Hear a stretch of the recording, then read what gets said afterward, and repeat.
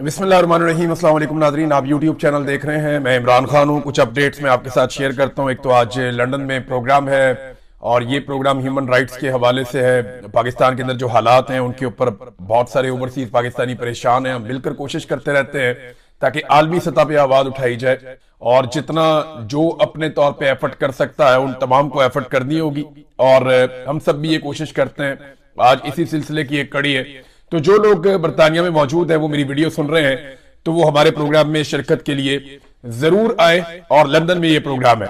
अब आ जाए नाजरीन, जो करंट अफेयर्स की बड़ी खबरें हैं इस वक्त तक के लिए। एक तो जो इस्लामाबाद वाला धमाका हुआ उसके बाद से लेकर अब तक मजीद कोई पेशरफ जो है वो शेयर नहीं की गई। कुछ लोग ये दावा कर रहे हैं कि जो लोग जाम बहक हुए उनकी तादाद ज्यादा है और तादाद सही तरह बताई नहीं जा रही, जबकि सरकारी सतह पे इस चीज के बारे में अभी तक कोई तस्दीक नहीं हुई। ये दहशतगर्दी का एक बड़ा खौफनाक वाकया है। पहले तलाल चौधरी ने कहा कि इसमें किसी किस्म का कोई सिक्योरिटी का मसला नहीं था, यानी उन्होंने कहा ये सिक्योरिटी की नाकामी नहीं है। ये तलाल चौधरी ने कहा जो वजीर मुमलिकत बराए दाखिला है। और उसके बाद यही बात जो इंफॉर्मेशन मिनिस्टर अता तारड़, उन्होंने भी ये बात की कि ये सिक्योरिटी का फेलियर नहीं है, सिक्योरिटी की नाकामी नहीं है। तो अगर ये खुदकुश धमाका सिक्योरिटी की नाकामी नहीं है तो फिर किसकी नाकामी है? यानी सिक्योरिटी की ही नाकामी हो सकती है कि आप सिक्योरिटी देने में नाकाम रहे और खुदकुश धमाका हो गया। आपकी इंटेलिजेंस नहीं थी, दहशतगर्द आ गए, उन्होंने आके धमाका कर दिया, फायरिंग कर दी, बहुत सारे लोगों की जानें ले ली। तो ये तो एक तरह का फेलियर है। अब इस फेलियर को आप फेलियर ना माने तो कोई क्या कर सकता है? पूरी दुनिया में आप किसी से भी पूछ लें, आप कानून की किसी किताब में पढ़ लें, सिक्योरिटी की किसी किताब में पढ़ लें, दुनिया के किसी दस्तूर को उठाकर देख लें, किसी भी पैटर्न के ऊपर आप चल पड़े, आपको यही एक लफ्ज मिलेगा और आपको ये सारे यही कहेंगे कि सिक्योरिटी का फेलियर है। और सिक्योरिटी की रिस्पॉन्सिबिलिटी जो है वो पुलिस की है, इंटेलिजेंस एजेंसीज की है, लॉ इन्फोर्समेंट की है। अब मैं हैरान होता हूं कि पाकिस्तान में अगर कोई छोटा मोटा काम भी होता है तो आसिम मुनीर साहब के नारे लग जाते हैं। ये मौजूदा रजीम ने तो ये तरीकाकार बांधा हुआ है ना, क्योंकि पाकिस्तान का सबसे ताकतवर आदमी आसिम मुनीर साहब हैं और वही सबकी जमानत है और वही उन्होंने ये जाली हुकूमत बनाई हुई है। वजीर आजम अक़वाम मुत्तहिदा में भी जाते हैं तो आसिम मुनीर का नाम लेते हैं। इकोनॉमी में कुछ अच्छा बुरा हो जाता है आसिम मुनीर साहब का नाम लेते हैं। इन्वेस्टमेंट का कोई दावा आता है तो आसिम मुनीर साहब का नाम लेते हैं। फॉरेन पॉलिसी में कुछ होता है तो आसिम मुनीर का, हर जगह पे आसिम मुनीर साहब का नाम ये लेते हैं। हर उस चीज का क्रेडिट आसिम मुनीर साहब को देने की कोशिश की जाती है जिसका क्रेडिट उनका बनता ही नहीं है। यानी एक आर्मी चीफ का क्रेडिट आप इकोनॉमी में तो नहीं दे सकते ना, ज़राअत में नहीं दे सकते आप, माहौलियात में नहीं दे सकते आप। हाँ, आप उन्हें सिक्योरिटी के हवाले से क्रेडिट दे सकते हैं। अब हैरत की बात यह है कि क्रेडिट लेने के लिए ये हर फील्ड में हर जगह पे आ जाते हैं, लेकिन जो अपना काम है वहां पे जब नाकामी होती है तो उसका ये मलबा अपने पे लेते ही नहीं। क्रेडिट लेने के लिए पाकिस्तान में सब तैयार है, दूसरे के हिस्से का क्रेडिट भी ले लेंगे, लेकिन जिम्मेदारी लेने के लिए पाकिस्तान में कोई तैयार नहीं है।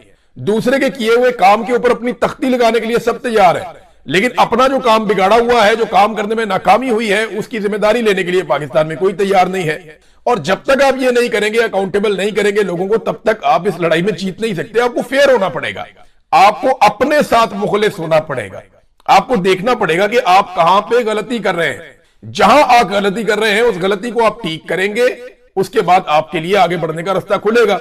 हम गलती मानने के लिए ही तैयार नहीं है। पाकिस्तान के 2 वफाकी वुज़रा मुंह उठा के ये कह चुके हैं जनाब के इसके पीछे कोई ताल्लुक ही नहीं है, ये कोई सिक्योरिटी का फेलियर था ही नहीं। तो फिर पता नहीं है किस चीज का फेलियर था अगर ये सिक्योरिटी का फेलियर नहीं था। अब नाजरीन, अता तारड़ ने एक बात की है कि ये जो दहशतगर्दी वापस आई है इसके पीछे पीटीआई है, ये अता तारड़ ने कहा। और जब वो ये बात कर रहे थे उस वक्त वो हंस भी रहे थे। ये एक तरह की बेइज्जती होती है। मुझे अच्छी तरह याद है जब सानिया APS हुआ था तो नवाज शरीफ साहब पेशावर गए थे, उन्हें हंसना नहीं चाहिए था। मुझे बड़ी तकलीफ हुई थी, मैंने उस वक्त टीवी चैनल के ऊपर काफी तनकीद भी की थी कि नवाज शरीफ को हंसना नहीं चाहिए था। वो उस वक्त वजीर आजम थे जब सानिया APS हुआ था और पेशावर में बच्चों का कत्लेआम हो गया था, तो उस वक्त उन्हें हंसना नहीं चाहिए था, वहां पे जाके उन्हें संजीदा रहना चाहिए था। इसी तरह अता तारड़ साहब को भी इस मौके पर हंसना नहीं चाहिए था, लेकिन ये मजबूर है। यानी कल मैंने वहां देखा नाचते हुए, लुडियां डालते हुए वुज़रा को पंजाब में, यानी सारे बसंत मना रहे थे उस वक्त जब लाशें उठाई जा रही थी इस्लामाबाद में। यानी कम से कम अब सरकारी सतह पे बंद कर देते, लोगों को देखें, लोगों ने पैसे खर्च किए, लोग भाग दौड़ कर रहे थे, लोगों की मर्जी है, मनाते हैं मनाए, शौक करते हैं शौक करें, आम आदमी को आप क्या कह सकते हैं। लेकिन सरकार क्योंकि अवामी नुमाइंदों से बनती है तो अवाम के नुमाइंदे जो हैं वो अवाम को जवाबदेह होते हैं और उन्हें अवाम के जज्बात का एहसास करना होता है। सरकारी सतह पे जिस तरीके से कल लुडियां डाली जा रही थी, भंगड़े और गिद्दे डाले जा रहे थे और नारे और बड़के मारी जा रही थी। ये सारी चीजें देखकर तकलीफ हो रही थी कि अभी यहाँ पे लाशें उठाई जा रही हैं इस्लामाबाद में, तो सरकारी सजा में नहीं होना चाहिए था। बाकी हवा ही नहीं चली ज्यादा, और हवा चली भी है तो बसंत की हवा नहीं चली। यानी जो लाहौरी है ना, जो असल लाहौरी है, उसने बसंत को रिजेक्ट किया है। देखिए, ऑर्गेनिक चीज ऑर्गेनिक ही होती है। ये नहीं हो सकता कि आप मुंह उठा के कोई चीज अनाउंस कर दें और फिर उसके बाद आप अपनी मनमानी करें हर चीज में, और आप लाइटें लगा के सजावट करके, आप चौकों चौराहों के अंदर गुड़ियां लटका के लोहे की, और आप रोला रोला डाल के स्पॉन्सर्स के साथ मिलकर अखबारात में इश्तेहारात दे के, और अपने मखसूस गुड्डे मार्केट में ला के और अपनी मनमानी करके, तो आपको लगेगा कि आप कामयाब बना लेंगे एक इवेंट को। इवेंट्स कामयाब होते हैं लोगों की शमूलियत के साथ। तो बड़ी माजरत के साथ लोगों की शमूलियत इस बसंत के अंदर वैसी नहीं थी जैसे माजी में होती थी। हाँ, लोग एक्साइटेड थे, बहुत सारे लोग, मेरे अपने दोस्त, बड़े करीबी दोस्त, वो बड़े एक्साइटेड थे। वो ये कह रहे थे कि यार बसंत आएगी, बड़े अरसे के बाद आएगी, देखेंगे। लेकिन फिर जिस तरीके से चीजों को महंगा किया गया, जिस तरीके से बसंत को कंट्रोल किया गया, वो हर आदमी जो है वो कंट्रोल तो नहीं होता कि जनाब आपने ये बार कोड है, ये वाली ये चीज है। आप ये उसूल तो आप जरूर रखें कि आप गैर कानूनी गुड्डी और डोर आप इस्तेमाल नहीं कर सकते, आप किसी के लिए खतरा नहीं बन सकते। लेकिन जिस तरीके से हुकूमत ने अपनी पकड़ दकड़ भी साथ साथ रखी हुई थी, मनपसंद लोगों को हर तरह की छूट थी, इन चीजों के साथ लोग फेडअप हो जाते हैं। लोगों को फिर आप जिम्मेदारी अगर बताते हैं तो साथ उन्हें आप इंजॉय भी कर देते हैं। बहरहाल सरकार ने अपने तौर पे जो इंजॉयमेंट रखी थी वही हमें नजर आई है, और कोई इतने बड़े पैमाने पर गुड़ियां नहीं उड़ी। देखिए, लोग कह रहे हैं कि हवा नहीं चली, ये वाकई बात ठीक है कि हवा नहीं चली, इसकी वजह से भी बड़ा मुश्किल हो जाता है। बहुत तुनके मार मार के बंदों के कंधे और बाजू रह जाते हैं। बड़ी मुश्किल से हवा ना हो तो कोई बंदा थोड़ा बहुत गुड्डा ऊपर कर सकता है, ये होता ही नहीं है, बहुत मुश्किल होता है। लेकिन जब हवा चली है तब गुड़ियां उड़ी है। कुछ इलाकों में ऐसा लगा कि जैसे बसंत है, लेकिन बहुत सारे इलाकों में तो फील ही नहीं आई कि बसंत हो रही है। बहुत सारे इलाकों में ये ऐसे फील ही नहीं आई कि बसंत हो रही है। वो लोग कहते हैं जी हमारे तो यहाँ पे नॉर्मल एतवार के ऊपर इससे ज्यादा गुड्डी उड़ा करती थी, तो बसंत के ऊपर तो एक अजीब ही आसमान भर जाता था। वो वाला माहौल अभी तक तो देखने को नहीं मिला, मैं जब आपसे बात कर रहा हूं। अच्छा, मैं इससे पहले कि दहशतगर्दी वाले मामले पे और जो इंजीनियर मोहम्मद अली मिर्जा साहब के हवाले से मैंने एक आपको खबर दी थी, सोशल मीडिया पे बड़ा उनके बारे में रोला पड़ा हुआ है। अब उनके हवायतियों ने एक तसहीही क्लिप शेयर किया है, और वो ये कहते हैं जी कि बसंत के हवाले से जो खबर इंजीनियर मोहम्मद अली मिर्जा के नाम से फैलाई गई वो खबर गलत है। तो ये जनाब उनके हमायती भी सामने आए, उन्होंने कहा नहीं जी ये गलत है। और दूसरी तरफ जो उनके मुखालिफिन है वो कह रहे हैं इंजीनियर साहब हमेशा ज्यादती करते हैं, ये भी उन्होंने किया है। तो देखिए, डंडी तो मार देते हैं इंजीनियर साहब कई दफा, ये मैं जानता हूं। अब इस मामले में इंजीनियर साहब खुद ही बताएं कि हुआ क्या था। बहरहाल उनके जो हमायती हैं वो भी एक क्लिप लेकर आए और उसमें तस्हीह कर रहे हैं कि जो इन्फॉर्मेशन इंजीनियर साहब के बारे में फैलाई गई वो इन्फॉर्मेशन गलत है। मैंने आपके सामने दोनों चीजें रख दी। अब नाज़रीन, ये जो दहशतगर्दी वापस आई है, इसके पीछे पीटीआई है, ये अता तारड़ साहब कह रहे हैं, तो वाकई ठीक कह रहे हैं। दहशतगर्दी तो खत्म हो गई थी, दहशतगर्दी तो थी ही नहीं, बहुत कम होती चली जा रही थी। और इमरान खान साहब के दौर में जो पॉलिसी आई, और ये एक पॉलिसी नहीं थी, तवातर के साथ पाकिस्तान कभी लड़ रहा था, कभी एंगेज कर रहा था, और पाकिस्तान ने बड़ी कुर्बानियां देके, यानी सबसे बड़ी कुर्बानी पाकिस्तान के शहरियों की है। ये कोई कहानी ना हमें सुनाए कि जनाब ज्यादा पुलिस वाले शहीद हो गए या ज्यादा फौजी शहीद हो गए। वो इस काम के लिए उन्हें चुना जाता है, वो इस काम के लिए भर्ती होते हैं। लेकिन एक आम ताजिर, एक आम राहगीर, एक आम शहरी वो इस काम के लिए भर्ती नहीं होता और वो शहीद हो जाता है। तो सबसे ज्यादा कुर्बानियां पाकिस्तान के शहरियों ने दी है। अगर आप 70,000 80,000 लाशों को आप गिने तो उनमें जो सिक्योरिटी इदारों के लोग हैं वो बहुत कम है परसेंटेज में। बहुत बड़ी तादाद में हमारे शहरी हैं जो शहीद हुए हैं दहशतगर्दी के खिलाफ लड़ाई में, और सफे अव्वल में खड़े हुए हैं, हार भी नहीं मानी। पाकिस्तान के शहरी जो है वो डट कर खड़े हुए हैं, सबसे ज्यादा उन्होंने कुर्बानियां दी है। ये हनीफ अब्बासी साहब का क्लिप सुन रहा था, वो कह रहे थे मुल्क की मलकियत उनकी है जो कुर्बानी देते हैं, फौज की है क्योंकि वो कुर्बानी देती है। नहीं जी नहीं, ऐसा नहीं, पुलिस भी कुर्बानी देती है, और सबसे ज्यादा जाने और सबसे ज्यादा खून जो बहा है वो पाकिस्तान के शहरियों का बहा, उनसे ज्यादा किसी का नहीं बहा। अभी इंडिया पाकिस्तान की लड़ाई हुई तो फौजियों से ज्यादा पाकिस्तानी शहरी शहीद हुए, बहुत बड़ी तादाद में, फौजी कम शहीद हुए। तो हमेशा से सबसे ज्यादा कुर्बानी जो है वो किसी मुल्क के शहरियों की होती है, और मुल्क के शहरी जो होते हैं वो मुल्क के मालिक होते हैं। जो एक मुल्क का शहरी होता है वो होता है मुल्क का मालिक, जो टैक्स पेयर होता है, जिसके पास उस मुल्क का आईडी कार्ड है, आइडेंटिटी है उसके पास। ये इदारे जो है वो उसके मुलाजिम होते हैं, ये कोई मालिक नहीं होता है। ऐसे ये हनीफ अब्बासी साहब गलत बात कर रहे हैं। हाँ, हमारे सर आंखों पे वो लोग जो पाकिस्तान के लिए अच्छा काम करते हैं, जो अपनी आईनी हुदूद के अंदर रहकर काम करते हैं, वो लोग नहीं जो अपना आइन का हलफ तोड़ दें, उनके बारे में आप ये बात नहीं कर सकते। और कोई भी कुर्बानी किसी शख्स को इस बात की इजाजत नहीं देती कि वो उस कुर्बानी के बहाने अपनी मनमानी करता फिरे, या बहुत सारे ऐसे काम करना शुरू कर दे जो उसको उसके हलफ के खिलाफ है।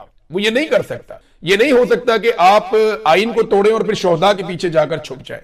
ये नहीं हो सकता। आप आइन को तोड़ें, कानून को तोड़ें, इंसानी हकूक की पामालियां करें, आप सियासत में मुदाखलत करें, सारा कुछ करके आप शोहदा के पीछे जाकर नहीं छुप सकते। वो शोहदा जो है वो सारे मुआशरे के माथे का झूमर होते हैं, लोग उन पर फख्र करते हैं, लेकिन उनके पीछे जब आप जाके छुप जाते हैं तो आप उनकी कुर्बानियों की तौहीन करते हैं। शोहदा की कुर्बानियों की सबसे ज्यादा तौहीन वो लोग करते हैं जो गलत काम करके शोहदा के पीछे जाके छुप जाते हैं, वो ज्यादती करते हैं, उन्हें नहीं करनी चाहिए।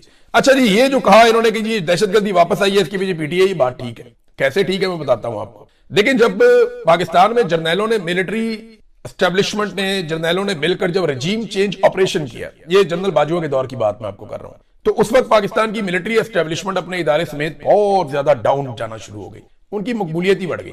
उन्हें इस बात का ज़ोम था कि वो इमरान खान को हटाकर अपनी मकबूलियत की बुनियाद पे नई हुकूमत बना देंगे और लोग नई हुकूमत को तस्लीम कर लेंगे।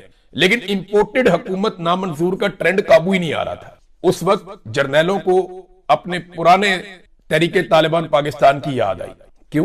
क्योंकि देखें, जब भी तहरीके तालिबान पाकिस्तान के साथ फौज की लड़ाई होती है ना, तो इसमें बहुत ज्यादा पजीराई मिलती है कौम की तरफ से, बहुत ज्यादा मकबूलियत मिलती है। फौज को हमेशा पैटर्न यही रहा है, हमेशा मिली नगमे आ जाते थे, सारा मीडिया साथ खड़ा हो जाता था, सोशल मीडिया साथ खड़ा हो जाता था, 5th जनरेशन वॉर भी शुरू हो जाती थी और बहुत सारा काम हो जाता था जब भी कभी ये एक लड़ाई शुरू होती।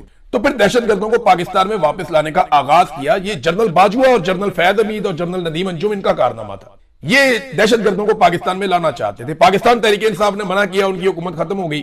रजीम चेंज ऑपरेशन के बाद इनकी पॉपुलैरिटी बहुत ज्यादा नीचे गई, तो इन्होंने कहा नहीं जी, हमने तो अब लेकर आने हैं। फिर राणा सनाउल्लाह साहब ने अनाउंस किया कि जनाब हम बातचीत कर रहे हैं और हम लेकर आ रहे हैं। फिर राणा सनाउल्लाह साहब के दौर में, शहबाज शरीफ के दौर में, जनरल बाजवा, जनरल नदीम अंजुम और जनरल फैज हमीद, इन्होंने मिलकर दहशतगर्दों को लाकर बसाया।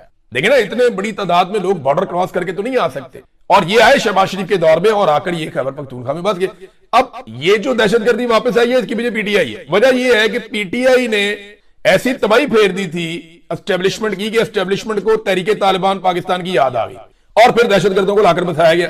तो वजह तो पीटीआई बनी ना फिर एक तरह से, कि पीटीआई की हुकूमत गिराई, फिर वो काबू नहीं आ रही थी तो वो दहशतगर्द लाए गए। ये बात शानदाना गुलजार साहब ने बताई। उनको वो सोर्सेज भी बताती हैं कि उन्हें बाकायदा बताया गया कि जनरल बाजवा ने कहा था कि हम टीटीपी को लेकर आएंगे और उसके जरिए से पाकिस्तान तहरीके इंसाफ को टारगेट करके बदनाम करेंगे और इनको वहां खराब करेंगे खैबर पख्तूनख्वा में। इस किस्म का उन्होंने एक स्टेटमेंट दे भी रखा है और ये जनरल बाजवा से रिलेटेड ये स्टेटमेंट है। तो नाजरीन, ये इतनी गैर संजीदगी है इनकी। 2022 से ये लोग इक्तदार में है, 4 साल इनको हो गए। आज भी ये इमरान खान साहब के ऊपर डालते हैं हर नाकामी का मलबा। हालांकि दहशतगर्द ये वापस लेकर आए थे, इमरान खान वापस नहीं लेकर आए थे। नाजरीन, एक चीज मैं आपको और बताना चाहता हूं, ये नवाज शरीफ साहब की एक वीडियो भी वायरल हो रही है कि ये और उनका खानदान बसंत एंजॉय कर रहा है अपने साथियों के साथ, दोस्तों के साथ, फूल शूल लगे हुए हैं, अपने रुफका के साथ नजर आ रहे हैं मियां नवाज शरीफ साहब। एक और बुरी खबर है, ये भी आप देख लें। ये पाकिस्तान में 2,85,00,000 बिजली इस्तेमाल करने वाले लोगों को, यानी ये सार्फिन 2,85,00,000 है, तो ये इतने मीटर हैं, घर बहुत ज्यादा बनते हैं। तो इतने बड़े पैमाने पर पाकिस्तान में बिजली इस्तेमाल करने वाले लोगों को 200 रुपए बहाना से लेकर 675 रुपए बहाना तक बिजली का फिक्स्ड चार्जेस जो है वो लगाए जा रहे हैं। आपका बिल आए या ना आए, बिजली इस्तेमाल करें या ना करें, आपने ये फिक्स्ड चार्जेस अपने बिल के अंदर देने हैं। आप बिजली इस्तेमाल करें, आप ना करें, ये पैसा आपको देना पड़ेगा। कम से कम 200 रुपया, ज्यादा से ज्यादा 675 रुपए। ये अब आपकी जेब के ऊपर हुकूमत का डाका, ये तजवीज आ गई है। और इसकी वजह यह है कि इंडस्ट्री को इन्होंने कोई छोटा मोटा रिलीफ दिया था, तो जो इंडस्ट्री को रिलीफ दिया वो पैसा अब आम आदमी की जेब से ये निकालेंगे, क्योंकि आईएमएफ ने इन्होंने छोड़ना नहीं है। आईएमएफ से बचने के लिए इन्होंने यूएई के पैसे भी अपने अकाउंट में रखे हुए हैं, सऊदी अरब के भी रखे हुए हैं और चीन के भी रखे हुए हैं। ये पहली मर्तबा हुआ कि जनवरी में पाकिस्तान ने यूएई से दरखास्त की कि जो $2 अरब हमने आपको देने हैं, पहले तो $3 अरब देने थे, $1 अरब के बदले में फौजी फाउंडेशन के शेयर्स दे दिए। और फौजी फाउंडेशन को क्या मिला? उनको पीआईए मिल गया। अब बाकी जो पीछे रह गया वो $2 अरब। अब यूएई को इन्होंने कहा जी $2 अरब के लिए हम आपको दे रहे हैं 6.5% का, 6.5% का हम आपको टैक्स दे रहे हैं, तो आप मेहरबानी करें ये टैक्स हमारा कम करके 3% कर दे और ये जो $2 अरब है इनकी मियाद बढ़ा के इनको रोल ओवर कर दें, हम 2 साल के बाद आपको पैसे वापस कर देंगे।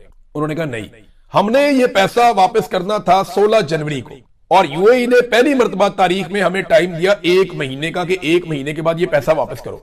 अब हमने ये पैसा वापस करना है 15 फरवरी को। हुकूमत को सारी तवज्जो इसके ऊपर देनी चाहिए और पूरी कोशिश करनी चाहिए कि कुछ ना कुछ करके यूएई को मनाए और रोल ओवर ले, वरना बड़े संजीदा मसाइल हो जाएंगे आईएमएफ के अंदर भी और पाकिस्तान के साथ बड़ा इशू हो जाएगा कि हम कैसे अपनी इकोनॉमी को मैनेज करेंगे। लिहाजा 1 महीने को उन्होंने टाइम दिया, 1 हफ्ता बाकी रह गया है और 15 फरवरी तक आपने $2 अरब या तो उनको वापस करने या फिर आपने मजीद रोल ओवर लेना है। अब वो पैसा ही आपका रोल ओवर नहीं कर रहे तो वो आपका सूद कहां से कम करेंगे। अब ये बड़ी अजीबोगरीब सूरत हाल है और गल्फ से इस तरह की खबर आना पाकिस्तान के लिए ये बड़ी हैरत की बात है, परेशानी की बात है। नाजरीन, आसमा जहांगीर कॉन्फ्रेंस हुई एक मरतबा फिर पाकिस्तान में। देखिए, इंसानी हकूक की बहुत बड़ी अलंबरदार थी, बहुत बड़ा नाम था और इस नाम को हमेशा जिंदा रखा जा सकता था अगर हमेशा इसके प्लेटफॉर्म से इंसानी हकूक की बात की जाती। लेकिन जिन लोगों को स्टेज पे बिठाया गया, आसमा जहांगीर ग्रुप जो वकील शकील हैं, ये वजीर वजूर बने हुए सारे, इनके ऊपर तो बड़े बड़े एलिगेशन है। इन्होंने तो अदलिया को तबाह कर दिया, इन्होंने तो पाकिस्तान के आइन को पामाल कर दिया, पाकिस्तान में इंसानी हकूक की खिलाफ वर्जियों के ऊपर उन्होंने आवाज ही नहीं उठाई।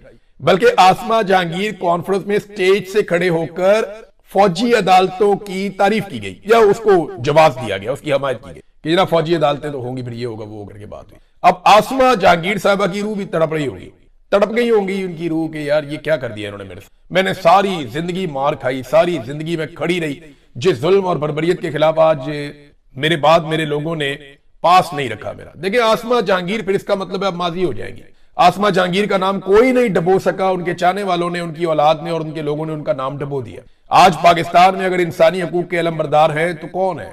आज ईमान मदारी है, हादी अली चट्ठा है। आज इंसानी हकूक के लिए पाकिस्तान तहरीक इंसाफ के बेशुमार लोग आवाज उठाते हैं। आज इंसानी हकूक के लिए आवाज कौन लोग उठा रहे हैं? मारंग बलोच आवाज उठा रही है, बहुत ताकतवर आवाज है पाकिस्तानियों की। आज सोहराब बरकत जो है वो इंसानी हकूक के लिए आवाज उठाते उठाते देखें कहां पहुंच गया। तो ये पीछे रह गई आसमा जहांगीर, उन्होंने जो शम्मा जलाई थी उनके लोगों ने बुझा दी।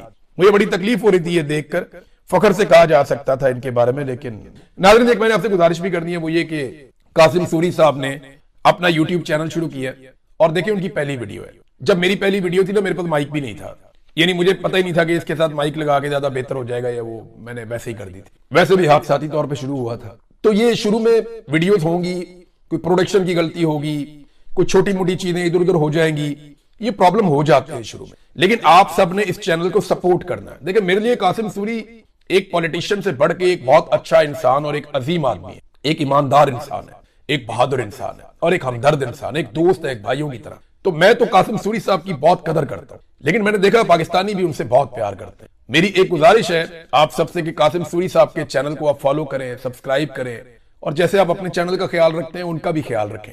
कासिम सूरी साहब नए जरूर हैं, लेकिन वो बहुत तजर्बाकार है। मैं उम्मीद करता हूं कि बहुत कम अरसे में वो एक बड़ी आवाज बनेंगे पाकिस्तान में जमहूरियत के लिए और इंसानी हुकूक के लिए, और ये होगा इंशाल्लाह। हाँ, शुरू में गलतियां होंगी, सबसे होती हैं। हमने बहुत गलतियां की प्रोडक्शन में, हमारी वीडियो की टाइमिंग ऊपर नीचे हो जाती थी, शुरू में हमसे अपलोडिंग नहीं होती थी, चीजें समझ नहीं आती थी। वो इस फील्ड के आदमी नहीं है, ये बात आप ज़हन में रखिएगा।